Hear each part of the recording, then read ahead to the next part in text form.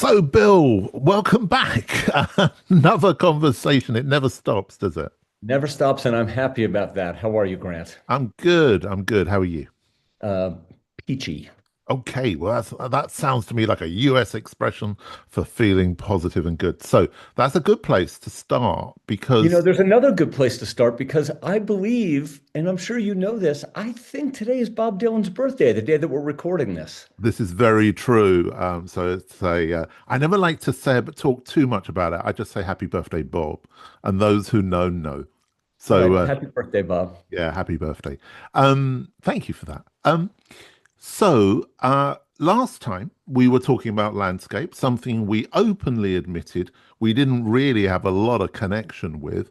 And who would have guessed it? It's one of our most popular episodes so far. We've had amazing amount of responses, which has been incredible. So thank you to everybody for that. Um, and so we decided to kind of continue the conversation, didn't we? And expand on that understanding of really what landscape photography is.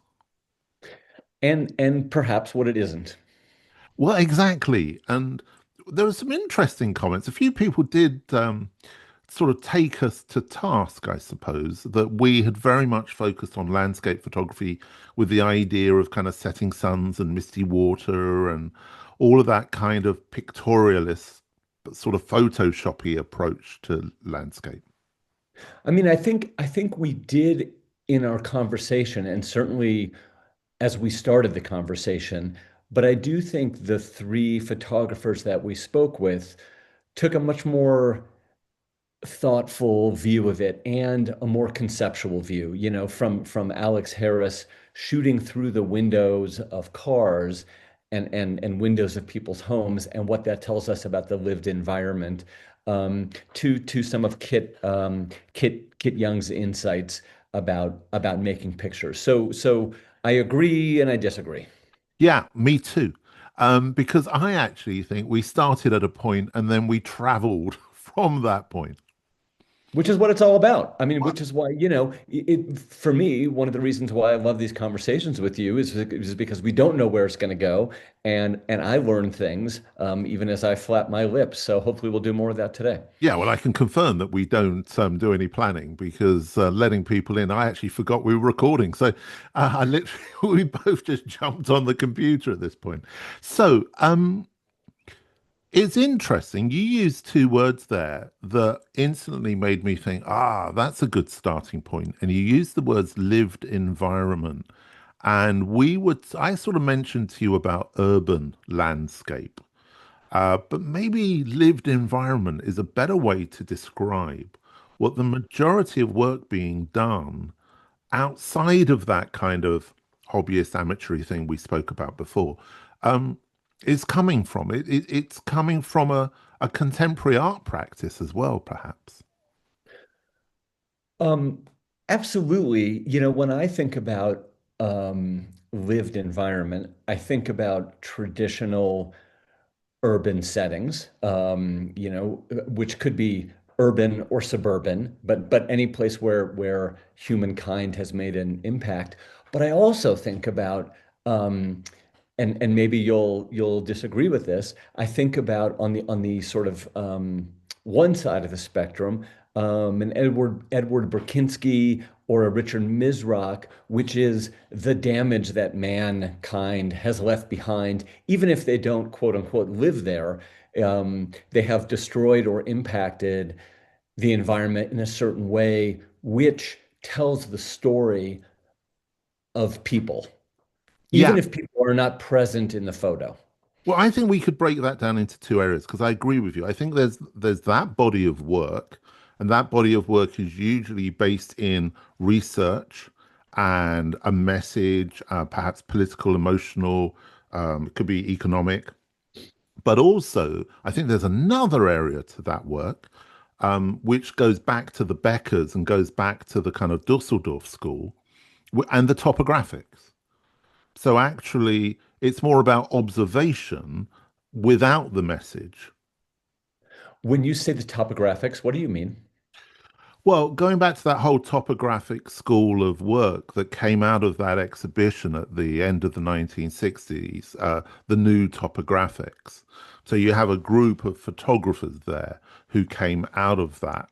And it's very much that idea, I suppose, you're talking about that observational photography that very much came out of America in the 1970s, which I suppose in a way you kind of Larry Sultan kind of coming from that, as well as those kind of core topographic photographers who I know you're going to ask me to name. And can I remember their names? No, I cannot.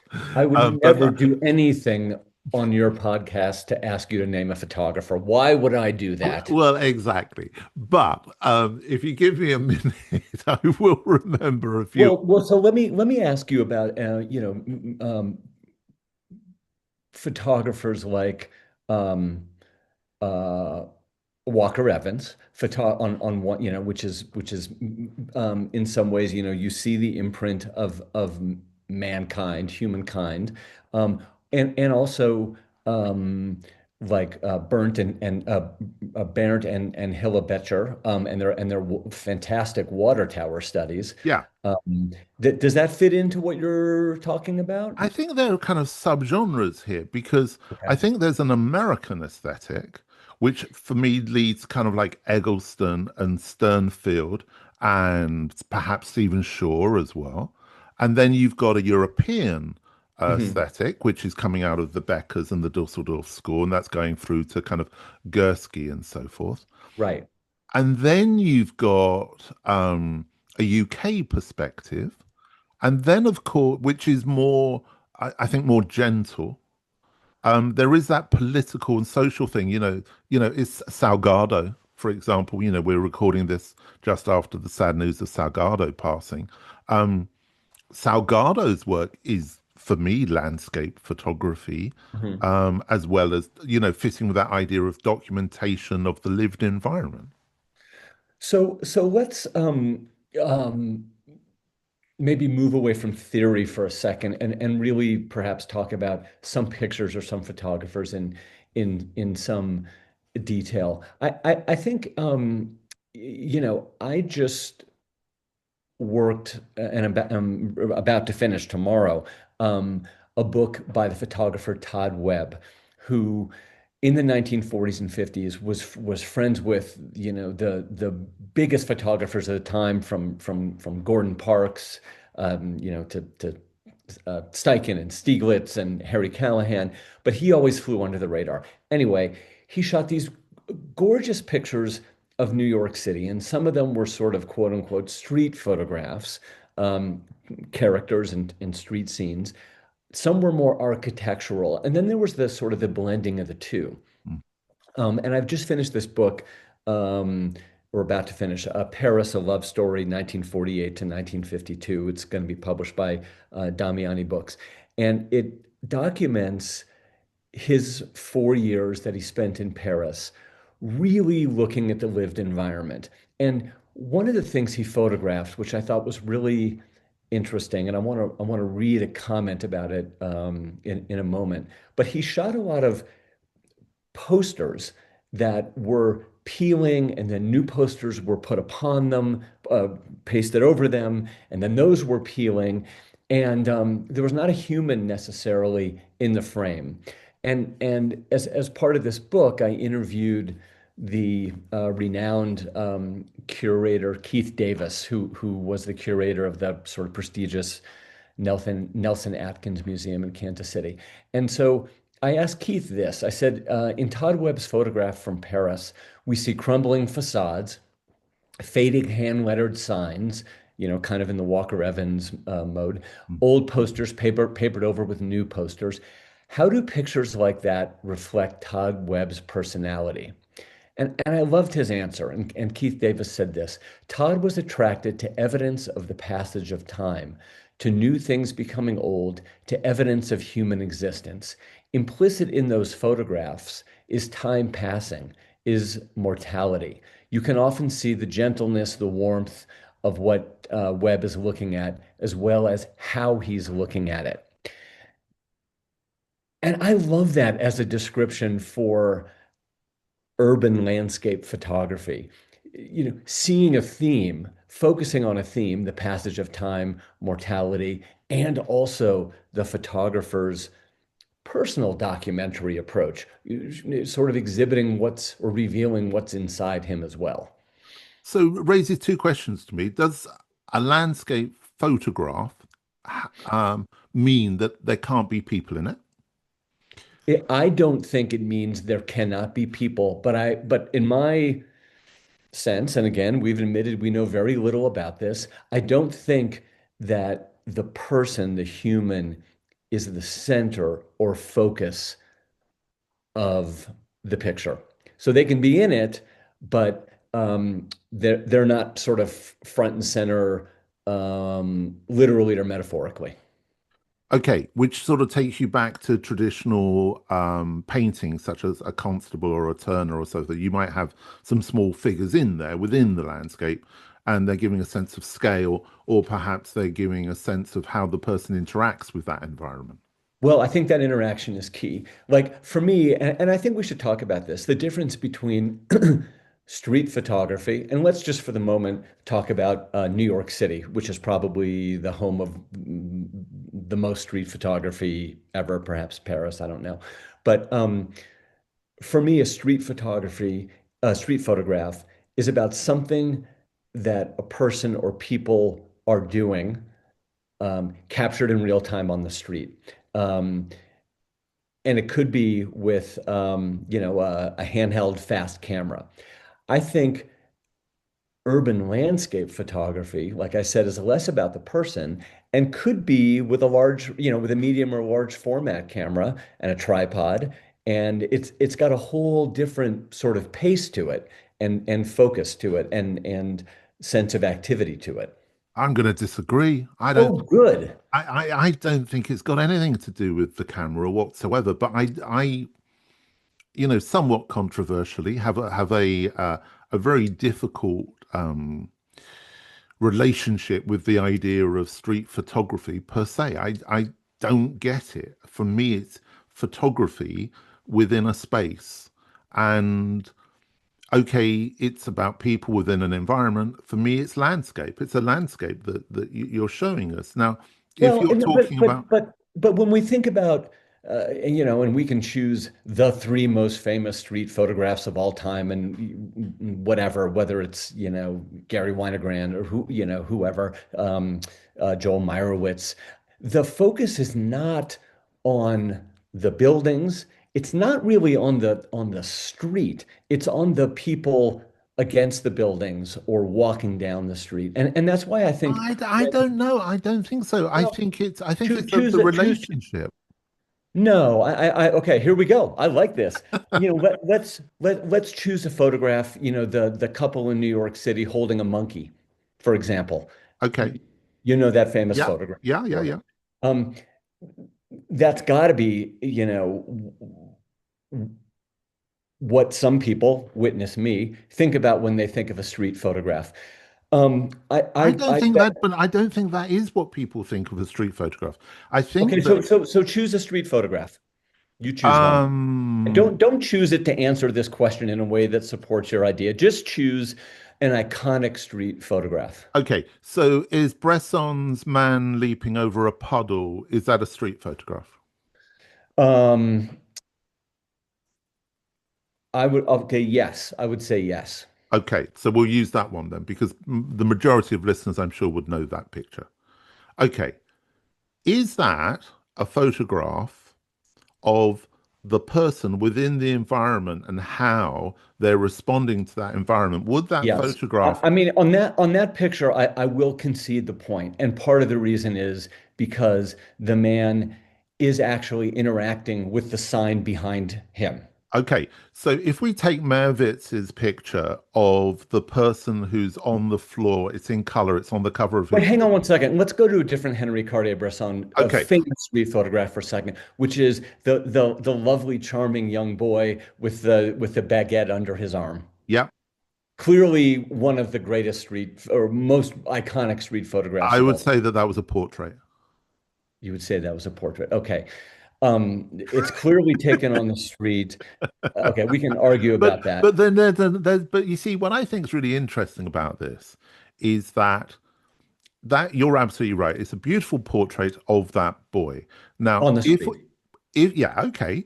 But if we say that every time a portrait is taken of somebody in an environment that isn't in a studio or against a backdrop, then does that always have to be a street photograph, or is that a portrait? No. So it's a portrait of a boy who happens to be on the street. The idea of what this street photography is, I actually feel, and this is, who knows what kind of emails I'm going to get about this, but for me, this idea of street photography is a kind of a fake construct because the reality of it is a documentation of a landscape and people interacting within their built environment. Now, if you take that Well, away from the fact of the location, then it becomes a portrait. yeah, but if you're talking about people walking down the street and you can tell it's New York City, but if I asked you, you know, where in New York City or to describe the building behind them, again, choose almost any of Joel Meyerowitz's fantastic photographs of, interesting people walking down the street in New York. Um, you might be able to you probably wouldn't be able to recall the buildings or the built environment behind them. You would probably be able to describe, oh, they have matching beehive hairstyles, or they're both these two elderly women are both wearing fur coats. So it's more about the people than the built environment. Yes, they happen to be not walking in air, they're walking on I agree sidewalk. with you. I agree with you, but I think they're portraits. If you look at if we look at Bruce I'm Gill, rolling my eyes. For those of you who are not watching the YouTube, I am rolling my eyes because I feel like we're going to the place that we usually do about the semantics of labeling schools of photography. yes, And I yes. agree with you. I concede all that. I can't argue with it, and we can semanticize this to kingdom come. But I would beg you to set that aside. Like Okay, I will I grant the will. but let's really talk about these photographs, which take place on the street. Okay, but let's move away because we're supposed to be talking about urban landscape, and we've taken a side street. So We have, but I guess what I'm trying to argue is that a quote unquote street photograph has more often than not a human. The thing that we look at when we look at it, and the thing that we respond to when we respond to it, are humans.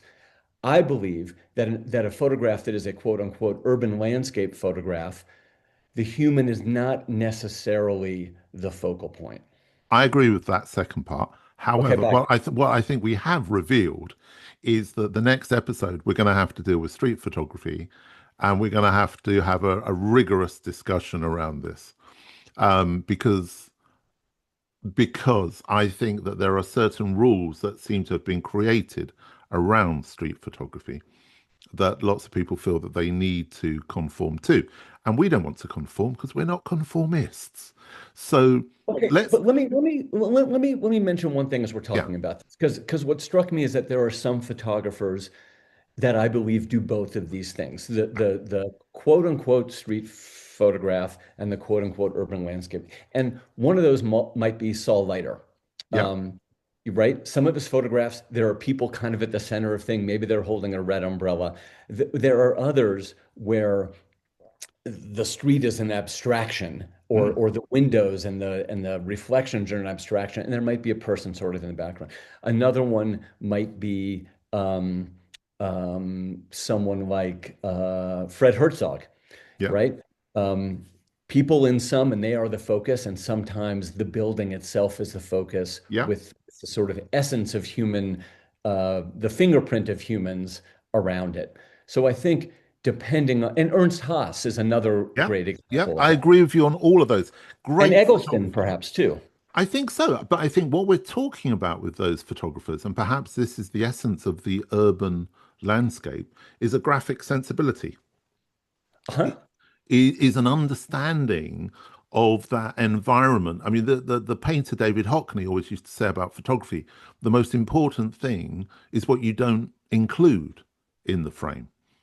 And That's say that again because I think that is hugely important and I want to underline it. so the painter David Hockney said that the most important thing is what you choose not to include in the frame.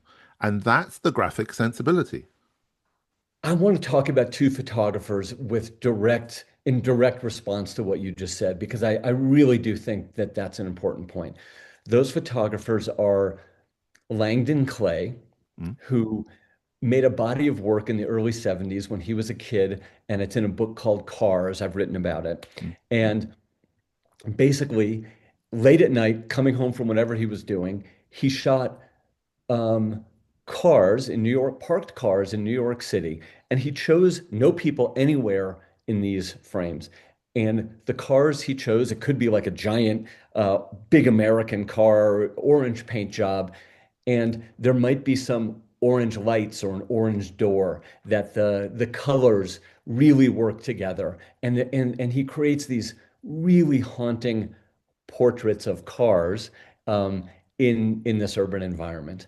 Um, Another one is the American photographer Steve Fitch, who lives here in New Mexico, and I believe it was the 70s, but I could be mistaken.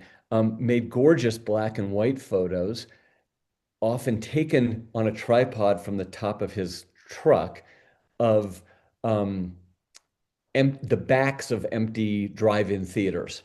No people, totally empty, the built environment.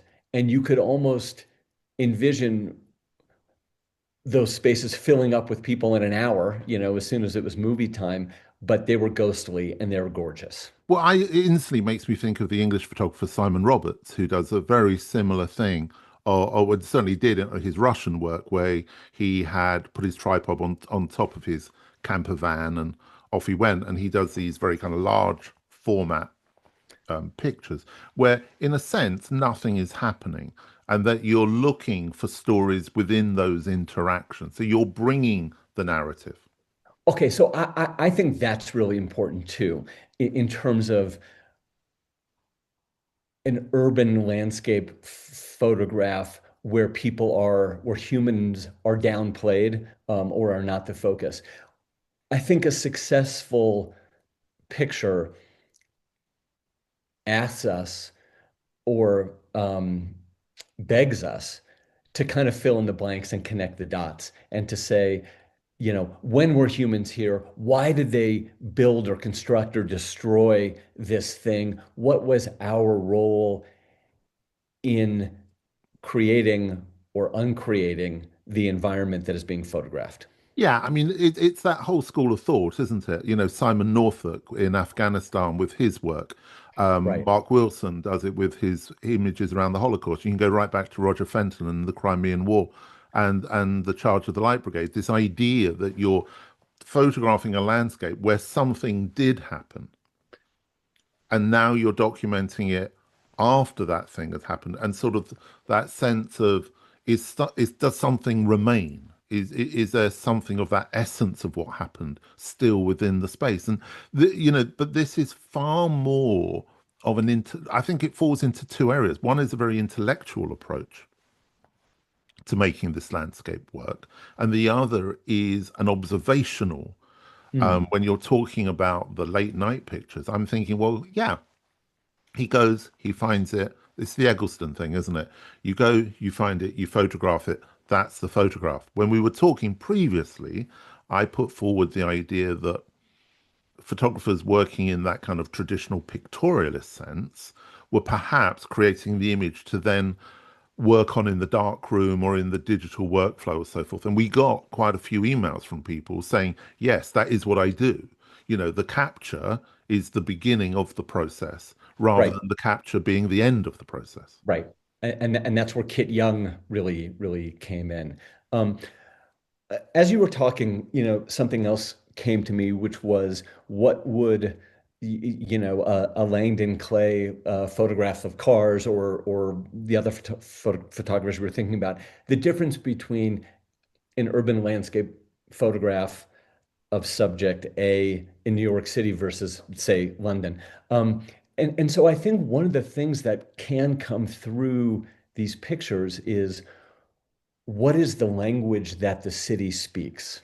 What can we learn about the inhabitants and maybe all people from looking at this landscape and the way that we humans uh, affect it?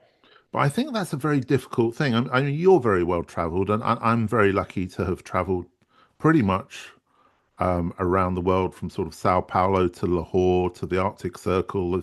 I've been all over the place. And, there is without a doubt the urban environment has become increasingly homogenized over Mm. the last few years. So I think it's very difficult actually to avoid cliches and still capture a spirit of that place. And it's interesting that you're referring to images that were created 30, 40 years ago. Well, and this is something that if we do, maybe I'll preview it a little bit, and I think we may have touched on this in the past, but I think it is harder to make a city distinct street photograph now than it was 40, 50 years ago because of global culture, Hmm. because Starbucks in America, and a bank or a gas station in America looks very much the same as one in London or Berlin or Paris. Starbucks is Starbucks. They're global brands. That goes for our clothing too, Yeah, and the fact very much that so. we're all influenced by what we see on the internet and whatnot, to a larger degree than I think was true back then. Our clothes are more similar, our haircuts are more similar, you know, and our signage is more similar. And I think it's harder to get a distinct photograph now than it was then. Well, I think I'm going to definitely take everything you've just said and hold it against you when we start to talk about street photography. Oh, good. I can't wait because I'll defend this to the death. But I do think also that if we're talking about this urban work, and I see so many photographers working in this area, actually, I think certainly from a UK European perspective, that the idea of documenting the urban environment with either around the idea of that continuous walking, the documenting of a small area, a small regional Mhm, area, mhm. or alternatively dealing with an environment through the idea of change. Uh-huh. The idea of either cultural or economic change, cultural and economic downturn is another area. But I don't think that the guys going off and trekking and loving the ramble and going off and doing that work in the countryside, I don't think they're going with that mindset. I think there's a very different mindset around the photographers and doing this work. And I think it may also, dare I say, come from the fact of education that if they have studied photography, that kind of work tends to be taken more seriously than the pictorialist work. Hmm. Okay, let me ask you a little bit of a left field question just to poke at the edge of this. What if we looked at a photographer like Jeffrey Crutzen, Mhm. who stages, yeah, casts, and lights his photographs. Some of them take place in suburbia. They look like for those of you who don't know them, take a look because they're distinctive photographs. They look like movie sets Yeah. often. So he uses actors and lighting and sets to create something that could happen in everyday life, and he shoots in suburban areas and urban areas. Um, but they're staged again. They're manufactured. Are those urban landscape photographs? Well, I suppose in a sense they're fake urban landscape Yeah, photographs, aren't they? I mean, they are. they are cinematic creations. I think what's interesting, the moment you started to talk about that, I mean, most of that work is in his book Beneath the Roses, but Hmm. there was another book he did which was a lot less successful and popular, where he went to Cinecittà in Rome, and he, in black and white, just documented the old film sets and the old film lots there, where a lot of Mhm. films used to be made, kind of a Fellini stuff and so forth, through the 1960s and 50s. And that work truly is landscape photography because he's going and he's seeing. Don McCullen has just been doing a lot of landscape photography in a similar way. So, as you quite rightly said, the problem I think we always have discussing anything is that we don't like labels. I, And, I, I guess I you guess know, I wouldn't call Crewdson's fake. I would call it a manufactured environment of a manufactured environment. whoa, now you're sounding That, much more academic than me. no, it's not academic. It's more like psychedelic use, influenced. Okay. Well, I'm still thinking it sounds pretty academic to an academic. I don't know. I think that, in a way, is that just, I mentioned earlier that about this kind of contemporary art practice. In a way, what Crutzen is doing is conceptual photography. Yes, 100%. it sits very well within that conceptual art practice.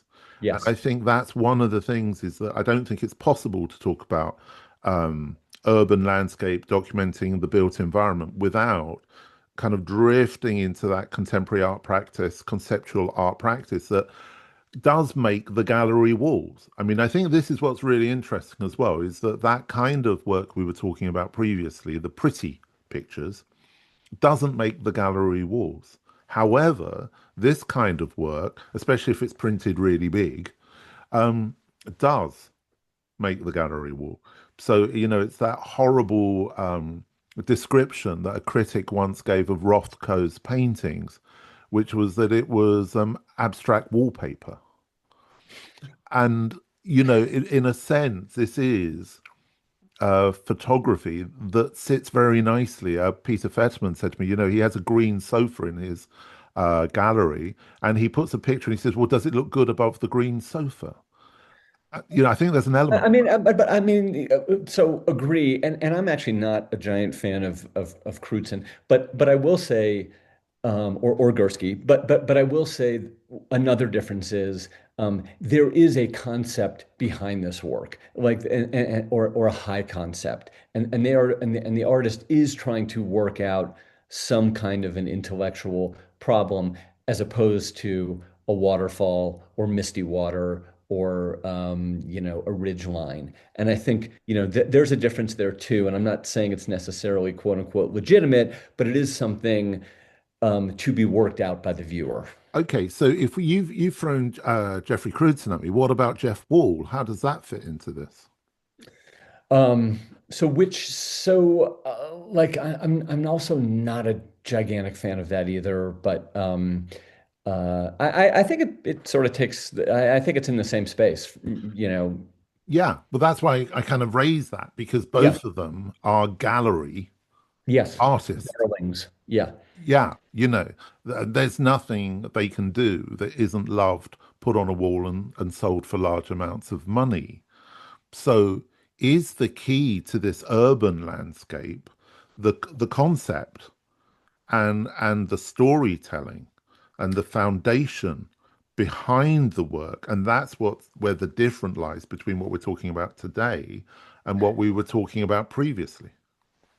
Yeah, I mean, I think maybe so. I mean, I hesitate to say this because I'm only thinking about the photographs that are pouring into my head right now, but I feel like some of the urban landscape photographers that we've been talking about,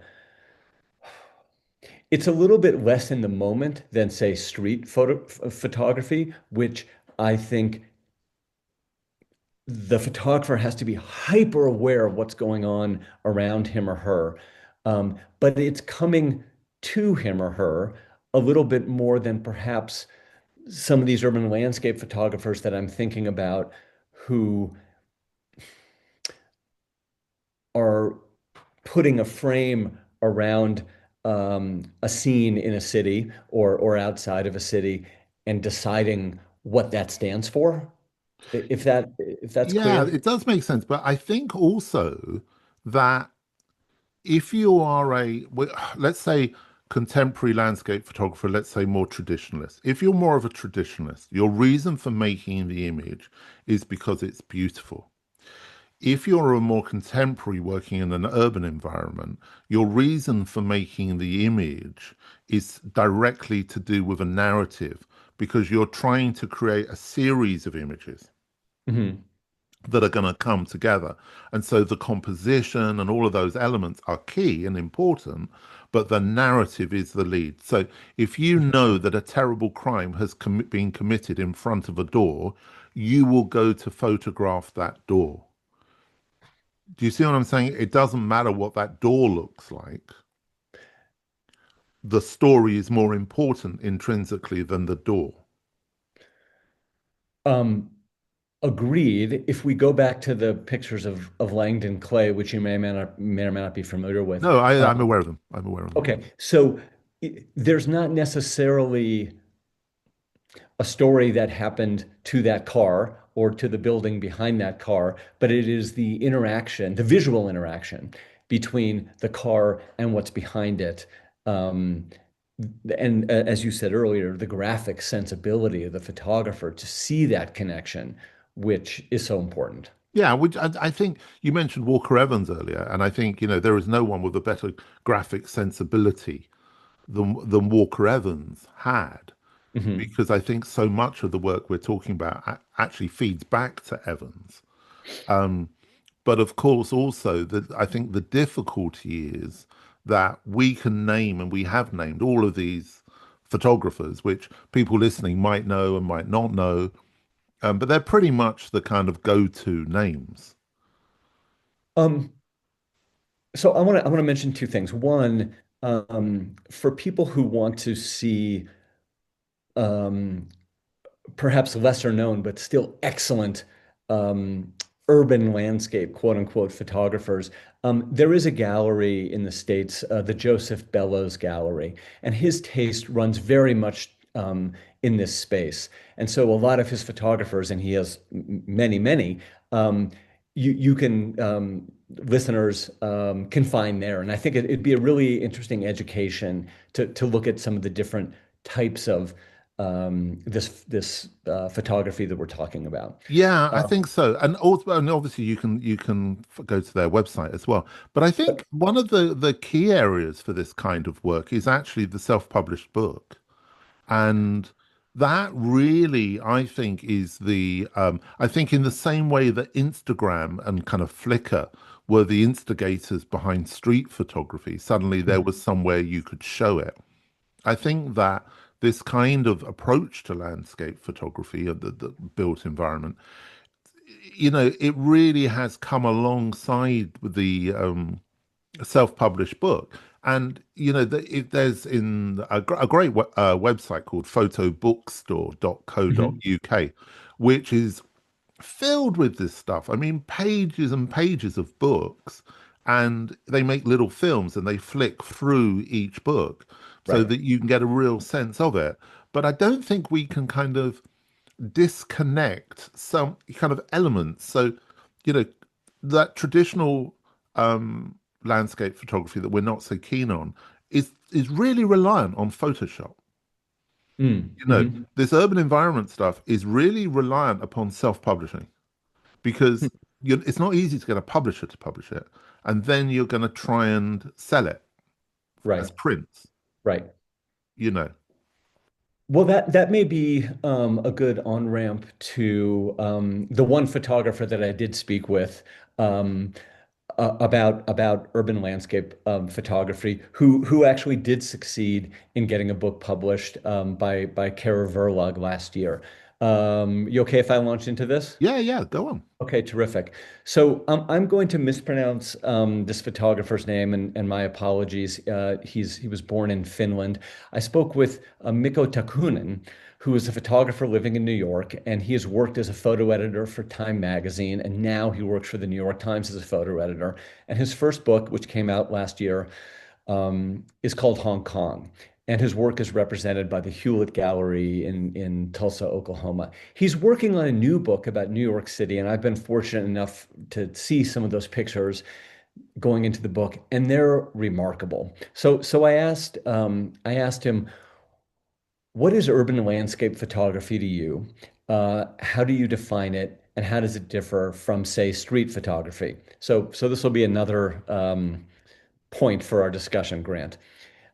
He responded, it's about capturing completely man-made environments as opposed to anything untouched or just slightly changed by humans. In a city like New York, where I live, there's practically nothing untouched. Even all the trees have been planted. However, unlike street photography, which is about capturing people in these man-made environments and often relies on their movements or characteristics within a scene, urban landscape photographs are more about the environment itself. There doesn't need necessarily to be any human presence at all, or if there is, it's often secondary to the wider scene itself. The environment is the subject as opposed to the people in it. I actually have his first book. He very kindly sent me a copy. Um, so I am aware of the work and of him. And obviously, he brings a very informed approach to what photography is out there and what photography is being made. I think that it does raise issues, I think, around this idea of the academic approach, I suppose, to a body of work, or the kind of visceral approach to a body of work. And I think his work is very visceral. It's visceral, but it's very informed by the history of this kind of photography. Yeah, You know, look at the book and you feel Saul Leiter, for mm, sure. definitely. Um, But I think, that's interesting with Saul Leiter, because I can't imagine that he would ever have wanted to be labeled as any type of a photographer at all. I agree, and as you know, especially in his book, I think it's called In My Room. Oh, Um, yeah. it's portraits, and they're gorgeous. And he was also a painter, of course. Yeah, but again, that book in my room is one of my favorites and sits on my desk here. But are they portraits? Are they Well, okay, portraits? sorry, no, It's this. No, but it's interesting, isn't it? Because of how he uses the environment to frame and compose, and it's almost quite voyeuristic, that book. I mean they're almost human landscape photographs, Now there whatever you that go. means. Well, no, here we go. I think that's a better description of street photography than street photography. I think Okay, cool. you're onto something there, Bill. Because I Um, think human landscape and built environment photography are more accurate descriptions than perhaps some of the other labels that are more often used. let's start a movement. Um, so Yeah, that's so what we need. We need to cause some more trouble. That's yes. just what the So world needs. so the next question that I asked uh, to Kunin was, when you go to make a picture of an urban landscape, what elements are you looking for? What makes you say, yeah, boom, that right there, click? And he says, he told me, I grew up in rural Finland in a bedroom literally facing a forest, always dreaming of big cities. So I've always had this fascination with metropolises like London, Hong Kong, and New York, all cities that I've later ended up living in. There's literally an infinite amount of photo opportunities in these large cities, and it's easy to feel the pull of the more iconic subjects like Big Ben in London, the Star Ferry in Hong Kong, or the Empire State Building in New York. But rather than try to resist the temptation of making photos of them, I've given myself the okay to embrace the cliches from time to time. I just have to be able to capture those subjects somehow anew that go beyond the cliche. In my case, it often relies on a somewhat unusual viewpoint, perhaps photographing through something or using camera techniques like intentional out of focus or motion blur. Then he says, there's the second strand of urban landscape photography that I like to do, which is capturing the overlooked or otherwise everyday aspects of the city. whatever the subject matter or the viewpoint is, the act of making a photograph needs to give some kind of an aha moment of, I haven't yet seen a photograph quite like this before. Sometimes the feeling doesn't last, and after repeated viewings, the pictures might just appear to be gimmicky, but the best ones you can keep returning to time and time again. I think that's an enormous challenge to try and create an image that no one has seen before. That really is aiming high, isn't it? It is, but in these pictures, the few pictures I've seen of his forthcoming book on New York, I haven't been to Hong Kong, and I certainly, don't know that city. But New York, I know. I lived there for many, many years, and I know that I've walked the same streets that he has. And yet, he has shown me things on those streets that I've never seen before, or Well, certainly in a way I haven't seen before. And that's the brilliance. And as I was, reading what he told me, I was also about the Empire State Building, remembering the series that Joel Meyerowitz did of the Empire State Building, but he took them from all over the city and from different vantage points that we don't usually look at it from. And that's what made sometimes they were in the background. You'd see like this, maybe a woman on the street in front of a cafe or diner, and in the back there's the Empire State Building. And I think that really made the picture of the Empire State Building, so often photographed, into something very unique and special and fresh. so is it easier to make urban photography than it is to make rural naturalist landscape photography? I, well, I'm biased because I have spent more of my life in the city but I think the answer is yes. Um, to For me, humans are inherently fascinating. What they've done for positive and ill in a city is immensely interesting. How they act, the choices they make in their appearance or what they're doing are endlessly interesting.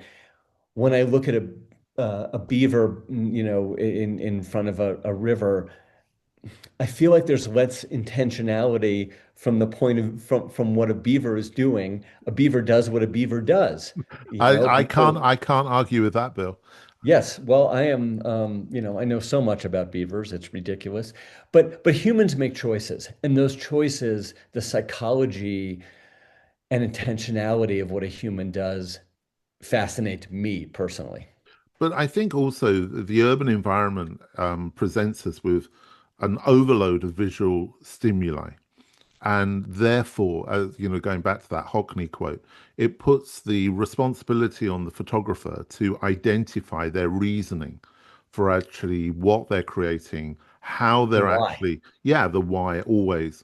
And why are they choosing to focus on that specific element? I have to say, you know, we've spoken about New York, but I think we should also, be aware that, that urban environment very much embraces suburbia and Oh, the suburban environment as well. It's not just a high energy environment.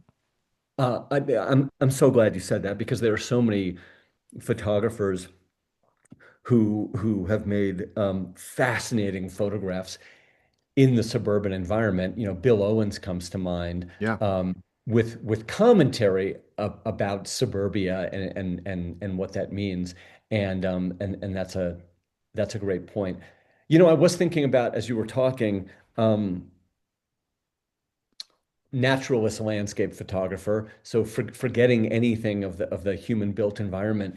And I was thinking, have I seen how many landscape photographs have I seen where there's ugliness, and that ugliness or grit has not been brought about by man.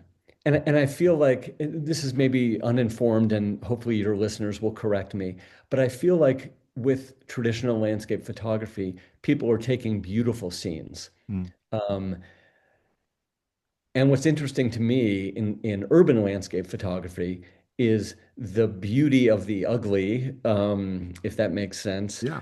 or the beauty or the ugly and sort of what that means. And the fact that I'm surprised by what I'll come to with urban landscape and maybe less surprised sometimes. My reaction with traditional landscape photography might only be in one direction, which is, isn't that beautiful? I agree. And I think that's perhaps why, despite starting this particular episode with some rigorous disagreement, which no doubt we will revisit in the street photography episode, um, we kind of come to a place of agreement because I think that we are looking for photography that challenges us and makes us question understanding. Because the moment you started to say about that idea of photography, landscape photography that wasn't beautiful, I instantly started to think of the horrific war images of coming out of Vietnam or the First World War of landscapes that have been brutalized. Even if you take away, the terrible situations with bodies and so forth, you can still see that. But of course, you then backed it up by then saying, "But man-made," and that is the key, isn't it? I mean, I suppose there are beautiful landscape photographs made after a volcano has erupted or after a non-made fire has erupted, um, which are devastatingly terrible or beautiful. But I think those are less common, and they're not necessarily what we think of when we think of landscape photography, traditional landscape photography. Yeah, because even if you think about those images of coming of the fires in Los Angeles, um, there's a terrible beauty in the colors and in the shapes and the forms that nature is bringing to that. Although we know the reality of the outcome in Right. the specifics of what we're looking at, it can still look very beautiful. So we've gone around the houses quite a bit in this episode, and I'm not sure what's the, Literally. yeah, literally. And I think I'm pleased to say we've reached no conclusions. Um, which is what I love. Yeah, it's the reason we do this Yeah, every. because if it's concluded and there's a nice bow on it, then who cares? Well, I think then we've failed. Right. Then it's all too glib. I think we've opened up an awful lot of stuff to talk about, totally unintentionally, when we started this discussion around Right. landscape, the thing we know nothing about. Yes. Um, it's taking us into some interesting areas, I think, that we're actually questioning ourselves. I hope that's the same for the listeners, of course. And if that is the case, then do get in touch. You can get in touch with Bill through Instagram at Yep. And my Instagram is at Bill Shapiro. and also, I have to recommend Bill's every Friday posting of photographers you may not have heard of work you may not have seen. They are essential, I Thank you. think, to anybody with an interest in photography. And of course, you can get in touch with me through UnitedNationsOfPhotography.com, or through Threads or through Blue Sky. And you can also get in touch with Bill on those platforms as well. Uh, Sorry, Bill, you want to add something? Well, I do want to say that we've talked about a lot of photographers Mm. and resources in this episode, and I'm going to send you, Grant, a handful or two of links to put in the show notes so that anybody listening can, if you haven't heard of some of these people, you can take a look and see what we're talking about. Yeah, and I will do the same because Bill's absolutely right. We have thrown a lot of names around Yeah. this episode, which we don't usually do. So I hope it hasn't sounded as if it's kind of two old men knowing loads of names, just sort of blurting them. But I think all relevant, I hope. I hope so too. Listen, Bill, always a joy, always a pleasure. Let's catch up again next month. Looking forward to it, Grant, as always. Thank you.